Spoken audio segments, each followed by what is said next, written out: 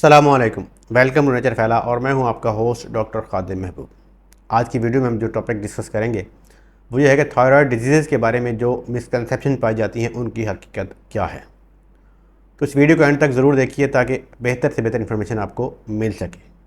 Myth number 1 कि thyroid disease का शिकार ज़्यादातर औरतें होती हैं। हकीकत ये है कि थायराइड डिजीज़ किसी भी जेंडर और एज के लोगों को मुतासर कर सकती है। न सिर्फ मर्द औरतें बल्कि बच्चे भी इस बीमारी का शिकार हो सकते हैं। मिथ नंबर 2 कि थायराइड डिजीज़ हमेशा सिम्टम्स के साथ आती हैं, लेकिन हकीकत में थायराइड डिजीज़ बग़ैर सिम्टम्स के भी आ सकती हैं और मुख्तलिफ़ किस्म की दूसरी बीमारियों के साथ भी आ सकती हैं और बाज़ औक़ात इनको डायग्नोज करना मुश्किल भी हो सकता है। मिथ नंबर 3 कि आप थायराइड हेल्थ के बारे में कुछ नहीं कर सकते।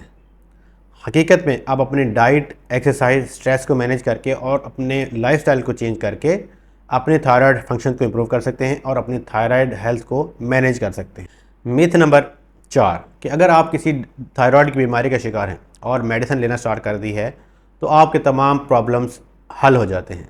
हालांकि ऐसा नहीं है, क्योंकि आपकी खुराक, आपका लाइफस्टाइल, आपकी प्रॉपर डोजेज भी उतनी ही इम्पॉर्टेंट है जितनी आपके लिए मेडिसिन ज़रूरी है। मिथ नंबर 5 कि थायराइड की बीमारी हमेशा जेनेटिक या मौरूसी होती है। जेनेटिक एक फैक्टर ज़रूर हो सकता है, लेकिन आपके लाइफस्टाइल चॉइसेस, आपका स्ट्रेस लेवल्स और बहुत से इन्वायरमेंटल फैक्टर्स भी थायराइड डिजीज़ की डेवलपमेंट में इम्पॉर्टेंट रोल प्ले करते हैं।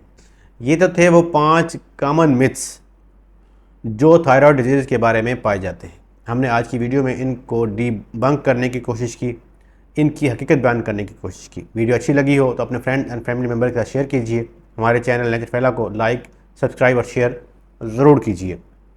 मज़ीद इंफॉर्मेटिव वीडियोज़ के लिए हमारे चैनल पर आने वाली वीडियोज़ को देखते रहिए और हमें इसी तरह से सपोर्ट करते रहिए। मिलते हैं अगली वीडियो में। टेक केयर, अल्लाह हाफ़िज़।